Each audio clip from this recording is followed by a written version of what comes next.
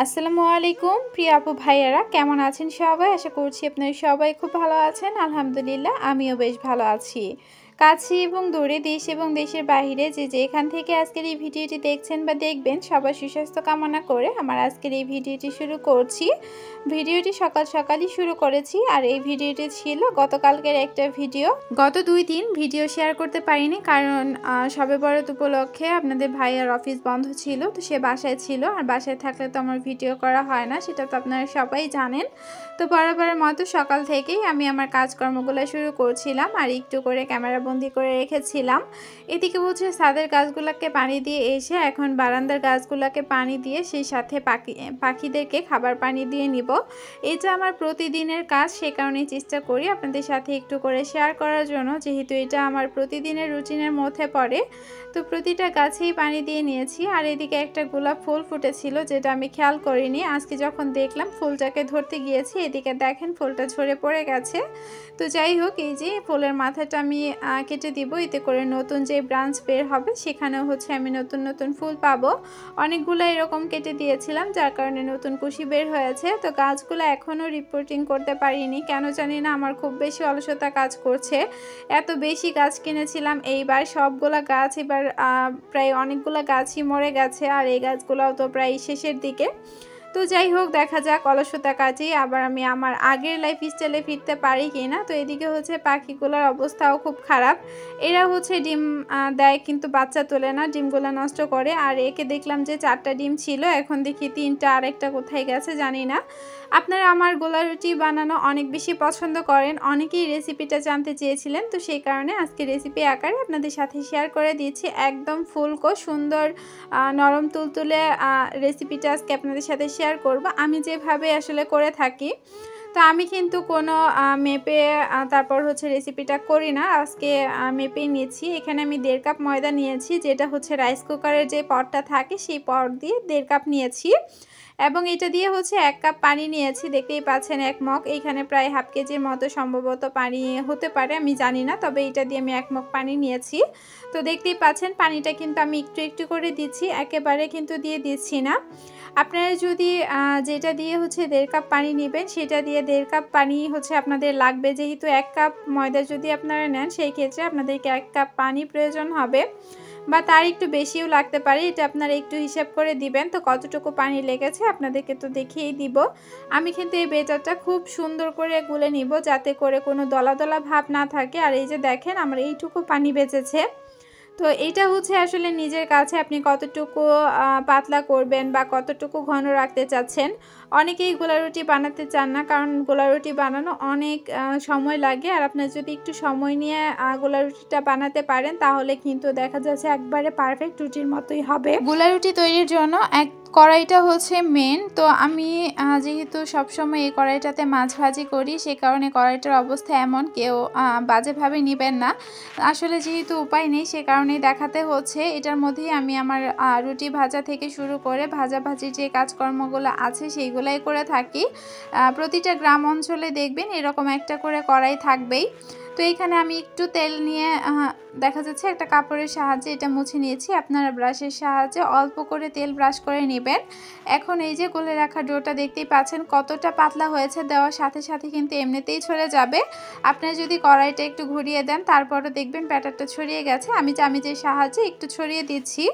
যেহেতু গতকালকে রাত্রে আমি মাছ ভুনা করেছিলাম, সেই কারণে প্রথম যে রুটিটা বানিয়েছি সেটা একটু হলদে টাইপের হবে। তো চুলার আঁচটা তো দেখতেই পাচ্ছেন। প্রথমে আমি কড়াইটা একদম হাই হিটে গরম করে নিয়েছি, এরপর চুলাটা একদম লো করে দিয়েছিলাম, মানে 200 ওয়াটে দিয়ে দিয়েছিলাম। এরপরে হচ্ছে রুটিটা দিয়ে এরপর দেখেন আমি একটু বাড়িয়ে নিয়েছি, মানে 600 ওয়াটে করে নিয়েছি। যারা গ্যাসের চুলায় করবেন তারা চেষ্টা করবেন মিডিয়াম লো আছে রুটিগুলা ভাজার জন্য, আর একটু সময় নিয়ে ভাজার জন্য। একটা রুটি ভাজতে গিয়ে আপনি কিন্তু সেই রুটি বসিয়ে দিয়ে অনেক কাজ করে ফেলতে পারবেন, যেটা আমি করে থাকি।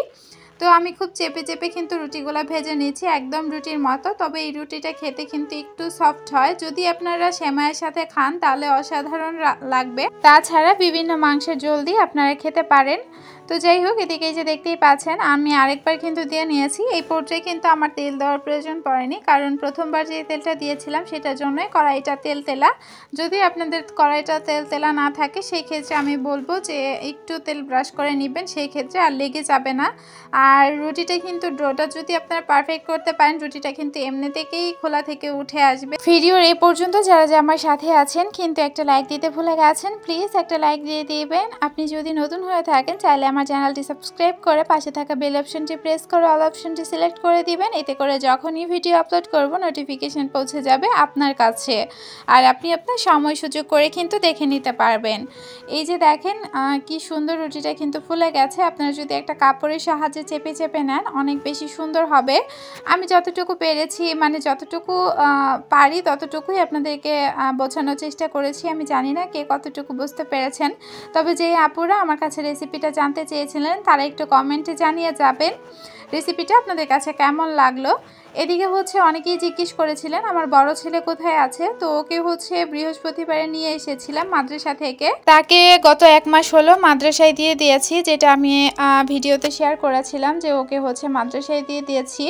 অনেকেই আমার বড় ছেলের জন্য অনেক বেশি দোয়া করেছেন। তো আবারও বলবো যে আরেকটু দোয়া রাখবেন যাতে আমার ছেলেটা মানুষের মতো মানুষ হতে পারে।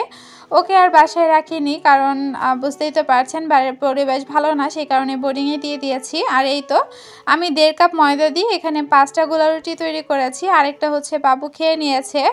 বিশেষ করে গোলা রুটিটা আমি যে ভাইয়াকে খাবার দিই সেই ভাইয়াটাকে দিয়েছি, কারণ 8টার মতো বেজে গিয়েছিল যখন আমি নাস্তাটা বানাচ্ছিলাম। আর ওকে নিয়ে আমার 8:30টার মধ্যে পৌঁছাতে হতো, কারণ 8:30 থেকে ওর ক্লাস শুরু হয়ে যায়। তো এই তো ওকে একটু করে দেখিয়ে দিলাম। তো ক্যামেরার দিকে ফিরতে চাইনি, সেই কারণে আর আমি আপনাদেরকে দেখাতে পারলাম না। সবাই ওর জন্য দোয়া করবেন। যেই আপুরা আমাকে অনেক অনেক ভালোবাসা দিয়েছেন এবং প্রতিনিয়ত কমেন্ট করে আমাকে সাপোর্ট করে যাচ্ছেন তাদের কাছে আমি অনেক বেশি কৃতজ্ঞ থাকবো। আর বাসায় এসে দিকে দেখলাম ভাবিরা পিঠা বানাচ্ছে, তো আমাকে বললো বানিয়ে দেওয়ার জন্য। তো আমি একটু বসে বানিয়ে দিয়েছিলাম। তো পরে ভিডিও করছি কারণ ফোনটা আপনাদের ভাইয়ের কাছে ছিল। এটাকে আমরা শিরিষ পিঠা বলি, আপনারা কি বলেন অবশ্যই জানাবেন। তো পাতার মধ্যে দেখতেই পেয়েছেন ওটা কিন্তু আমার বানানো ছিল। যেহেতু 7 বছর পরে আসলে পিঠা বানানোর জন্য বসেছি, তো পিঠাগুলো একটু আঁকাবাঁকা হয়েছে যেহেতু আমার হাত কাঁপে। দেখা যাচ্ছে একটু রাউন্ড শেপ করে নিলে প্রতিটা পিঠাই খুব সুন্দর এবং গোল হয়। তো যাই হোক, ওদেরকে পিঠা বানিয়ে দিয়ে এখন এসে বাসায় এসে আমি আমার কাজগুলো করছি। এখানে হচ্ছে 2টা পার্সেল রেডি করছি। 2টা করে 3 পিস, 4টা 3 পিস যাবে। তো এই 3 পিসগুলো আসলে বিক্রি করছি একদিক থেকে, আরেক দিক দিয়ে হচ্ছে আমার ঋণগুলো ভাঙতে হচ্ছে। তো 2টা করে ড্রেস যেহেতু আমার বাসার আশেপাশেই যাবে, সেই কারণে আমি আর এটাকে আসলে পলি করছি না। দূরে দিলে আমি চেষ্টা করি পলির মধ্যে র্যাপিং করে তারপর সুন্দর করে দেওয়ার জন্য, যাতে প্রোডাক্টটা নষ্ট না হয়। আর বাসায় থাকলে তো শপিং ব্যাগে করেই দেই। তো যাই হোক, দেখা যাচ্ছে যে এখনও অনেক টাকা ঋণ আছে, প্রায় 13-14 হাজার টাকা সমস্তটা দিতে হবে। তো টুকটাক যে ঋণগুলো আছে সেইগুলো কাপড় বিক্রি করেই দেওয়ার চেষ্টা করছি। এখন ভয় পাচ্ছি, কারণ যেহেতু সব টাকা সংসারে খরচ করছি, পরবর্তীতে আমি আবার কাপড় আনতে পারবো কি না আমি জানি না। আল্লাহ তাআলা যদি চান হয়তো পারবো, যদি না চান তাহলে হয়তো আমার বিজনেসটা শেষ করতে হবে। তবে আপনারা সবাই দোয়া রাখবেন যাতে আমি আমার বিজনেসটা কন্টিনিউ করতে পারি, কারণ এখানে যদি আমি কাজ করতে পারি তাহলে দেখা যাচ্ছে কি যে একটু হলেও আমার মাথায় টেনশনটা কম থাকে যে আমি এই কাজটা করে হয়তো বা এই টাকাটা দিতে পারবো। তো জানি না আল্লাহ তাআলা আর কত ধৈর্যের পরীক্ষা নেবেন। আপনারা সবাই আমার জন্য দোয়া করবেন আল্লাহ তাআলা যাতে আমাকে একটু ধৈর্য ধরার তৌফিকটা দান করেন আর আমি ওনার পরীক্ষা দিয়ে যেতে পারি। কথা বলতে বলতে আমি কিন্তু ভিডিওর একদমই শেষ পর্যন্ত চলে এসেছি। ওভারঅল ভিডিওটা আপনাদের কাছে কেমন লেগেছে ছোট্ট একটা কমেন্টে জানিয়ে যাবেন। ভুল ত্রুটি হলে ক্ষমা সুন্দর দৃষ্টিতে দেখবেন। তো আজকের মতো এখানেই বিদায় নিব। কথা হবে পরবর্তী ভিডিওতে। সেই পর্যন্ত সবাই ভালো থাকবেন, সুস্থ থাকবেন, আমাদের জন্য দোয়া করবেন। আল্লাহ হাফিজ, আসসালামু আলাইকুম।